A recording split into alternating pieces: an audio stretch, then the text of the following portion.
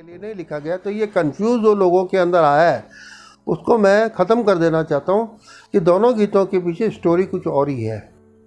तो एक और बात पूछना चाहती हूँ कि इतने गीत लिखने के बावजूद कोई भरत जी का कोई खुद का फेवरेट कोई गीत अगर आपको पता हो मतलब तो बताएंगे, यानी उन्हें कौन सा कोई अपनी रचना पसंद आई?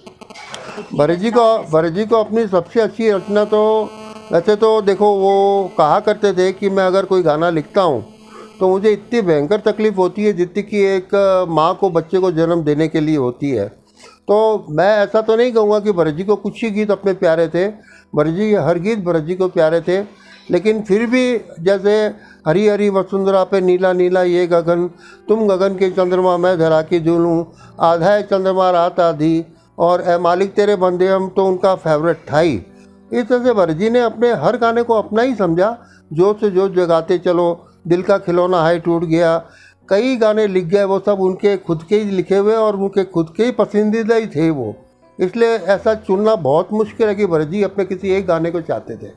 तो अपने गीतों के अलावा कभी वो कोई अन्य गीत? हाँ, भरत जी को अन्य 3 गीतों से मैंने देखा है प्रभावित हुए हैं। जैसे एक नरेंद्र शर्मा जी का गाना था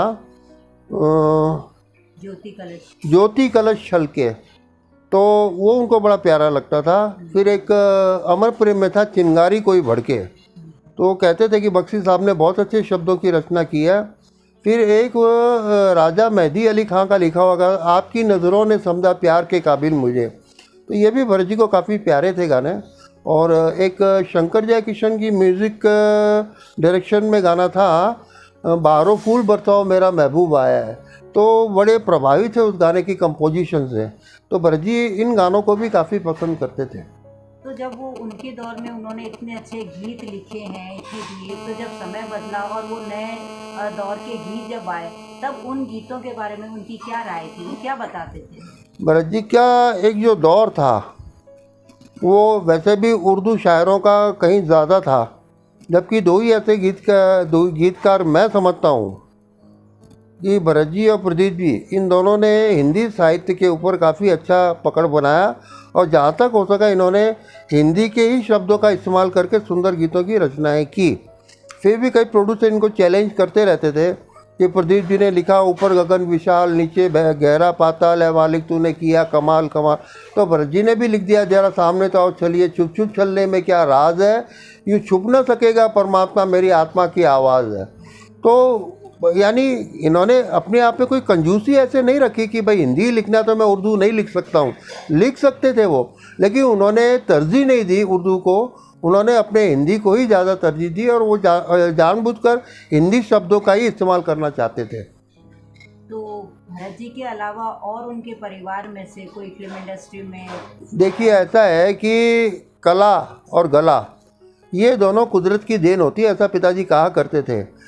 आज देखिए लता जी नहीं है तो उनका अभाव खल रहा है, आज हमारे बीच में शंकर जयकिशन नहीं है, उनका अभाव खल रहा है, आज शैलेंद्र जी नहीं है, प्रदीप जी नहीं है, भरत जी नहीं है, तो उनका अभाव खल रहा है। तो मैं ये समझता हूँ, पिताजी कहते थे व्यापारी का बेटा तो व्यापारी की दुकान पे बैठ जाएगा, तो 1-2 महीने लॉस भी कर लेगा, लेकिन तीसरे महीने तो कमाने लगेगा। लेकिन कला के क्षेत्र में ऐसा नहीं है, ये किसी किसी को ही भगवान देता है और किसी किसी को ही सफलता मिलती है इसमें। बाकी बहुत अच्छे अच्छे कलाकार इंडस्ट्री में आए लेकिन वो सफल नहीं हो सके। तो कला और गला तो पिताजी बोलते कुदरत की देनी है। इसके लिए मैं कभी भी मुझे या मेरे परिवार के किसी भी सदस्य को दोषी नहीं मानता हूँ। कई लोग पूछते भी हैं कि भरत जी इतने बड़े गीतकार थे, पिताजी इतने बड़े कलाकार थे, आप कैसे नहीं बने? तो ये कुदरती है, ऐसे कोई हर आदमी को हर चीज़ नहीं कर सकता है, बहुत मुश्किल है।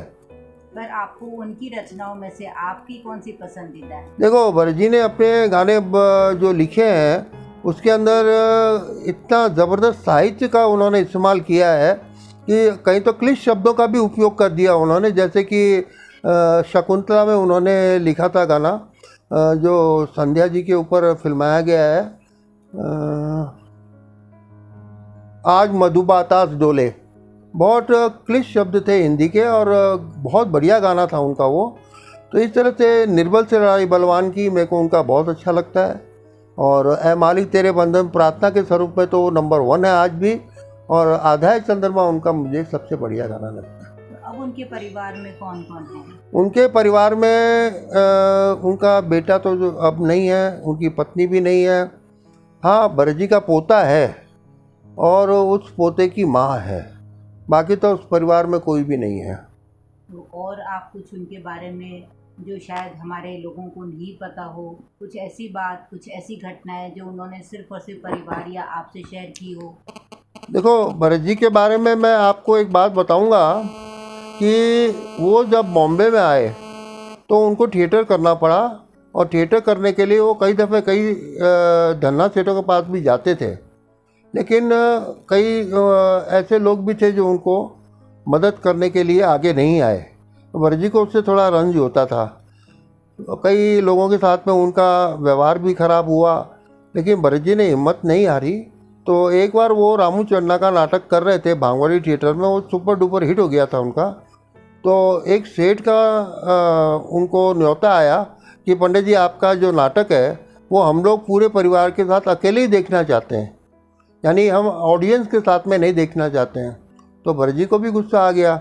उन्होंने वापस उनको लिखकर भेज दिया कि मेरे थिएटर में तो आपको वैसे ही आके नाटक देखना पड़ेगा जैसे आम जनता आती है। यानी इन्होंने कोई कॉम्प्रोमाइज़ किया ही नहीं फिर किसी के साथ में, और वो अपने हिसाब से सारा काम करते थे। तो अब सरकार जो हमारे इतने महान गीतकार रहे हैं, आप क्या ये तो एक दुखद विषय है कि भरत जी को न तो राजस्थान सरकार ने कोई ऐसा अवार्ड दिया है, न कोई भारत सरकार ने अवार्ड दिया है।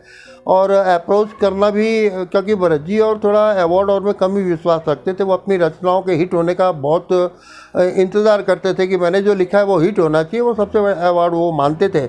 फिर भी पद्म भूषण या ऐसा कोई भी अवार्ड भरत जी को मिलना ज़रूरी था।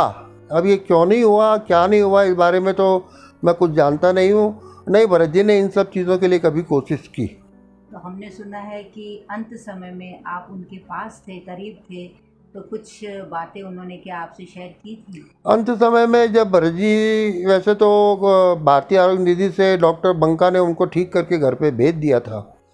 फिर अचानक रात को हिचकी आने लगी तो पिताजी के पास फ़ोन आया भाभी का, और कहा कि भाई साहब को वापस तकलीफ़ हो गई। तो रातों रात उनको बॉम्बे हॉस्पिटल भर्ती किया गया। वहाँ पे उनकी पेन क्रियाज ख़त्म हो गई थी, जिसके लिए उनका ऑपरेशन भी किया गया, लेकिन ऑपरेशन सफल नहीं हो सका। और बड़े पेट के दर्द से उनको तकलीफ़ होती थी, और हर आने वाले को वो हाथ जोड़ते थे कि अगर मुझसे कुछ गलती हो तो क्षमा कर देना। और माँ को बहुत याद करते थे। Actually is missing is mother, तो वो बस रोते थे और अपनी माँ को बहुत याद करते थे। और इसी तरह से भरत जी का फिर देहांत भी हो गया। तो उन्होंने एक लाइन कही थी, अभी तो रात बाकी, अभी बात बाकी है। मैंने भरत जी ने कहा कि अब ये संध्या काल, मैंने कहा कि ऐसा आप क्यों बोलते हैं, संध्या काल आ गया, अभी तो रात बहुत बाकी है, ऐसा मत बोलिए आप। क्योंकि ऐसा है कि एक आत्मीयता और एक ममता जो उन्होंने दी थी, तो ये दुख का विषय तो हो ही गया था कि अब वो हमको छोड़ के जाने की स्थिति में आ गए हैं। इतनी समझ तो मुझे भी थी, लेकिन जब उन्होंने ऐसी बात कही तो मेरे भी आंखों में पानी आ गया, और मैंने उनको फिर टोका कि ऐसा आप मत बोलिए। तो कोई दो लाइनें आप उनके लिए गुनगुनाएंगे जो आप उनको समर्पित करना चाहेंगे? उनके लिए सिर्फ इतना ही मैं कहना चाहूँगा, वो जाने वाले हो सके तो लौट के आना। बिल्कुल मनमोहन जी, बहुत बहुत धन्यवाद जो आपने इतना समय निकाल कर हमें ये सारी जानकारियाँ दी। और हमारे कई ऐसे सदस्य नहीं, भरत जी के बारे में तो जानकारियाँ मैं आपको बहुत सारी दे सकता हूँ, और कोई इसका अंत ही नहीं है, क्योंकि उनके कोई ना कोई इंसिडेंट होते ही रहते थे। एक प्रोड्यूसर ने आके जब उनसे कहा कि मैं आपको जितना पैसा चाहिए उतना दूंगा, लेकिन आपको मुझे प्रार्थना लिख कर देनी होगी, जैसे कि आपने 2 आंखें 12 हाथ में लिखी है। तो भरत जी ने कहा ठीक है, मैं पैसे भी ले लूँगा आपसे, प्रार्थना भी लिख के दे दूँगा आपको, लेकिन मेरी एक शर्त है कि आपको वी शांताराम बन के आना पड़ेगा। और प्रोड्यूसर वहाँ से चुपचाप उठ के चला गया। तो मैंने ये देखा कि भरत जी ने कभी कॉम्प्रोमाइज़ नहीं किया। शांताराम जी के लिए जो वो गाने लिखते थे उनका कुछ अलग ही महत्व होता था, और वो पिक्चराइजेशन भी बहुत बढ़िया करते थे शांताराम जी, और वो चीज़ बनकर सामने आती थी। तो भरत जी ने अन्य प्रोड्यूसर या किसी के साथ में वैसी कॉम्प्रोमाइज़ नहीं की जैसे कि वो कंपटीशन में चाहते थे। तो ये भरत जी की एक खासियत थी कि वो कॉम्प्रोमाइज़ नहीं करते थे। जी मनमोहन जी, बहुत अच्छा लगा आपसे बातें करके, और हमने बहुत अच्छी जानकारी ली आपसे भरत जी के बारे में। उम्मीद करती हूँ कि जो आपने सरकार के एक रिक्वेस्ट से की है कि उन्होंने इसकी तरफ ध्यान नहीं दिया, और शायद आपका ये देखकर शायद सरकार को भी ये ज्ञान हो, खास करके राजस्थान की सरकार को, कि ऐसे हीरे जैसे फनकार जो निकले हैं राजस्थान से हीरे, उनको भी पुरस्कृत करना चाहिए। बहुत बहुत आपका धन्यवाद नंदन जी। फिर मुलाकात होगी, फिर हम आपसे और अच्छी जानकारियाँ लेंगे। नमस्कार नमस्कार। तो दोस्तों, ये थी एक छोटी सी मुलाकात श्री मनमोहन व्यास जी से, और उनसे हमने जानी कुछ कही अनकही बातें पंडित भरत व्यास जी के बारे में। आपको मेरा ये वीडियो कैसे लगा, आप कमेंट बॉक्स में कमेंट कर मुझे ज़रूर बताइएगा, और मेरे नेक्स्ट एपिसोड आने के लिए आप मेरा साथ दीजिएगा और बने रहिएगा मेरे साथ। तब तक के लिए नमस्कार, धन्यवाद।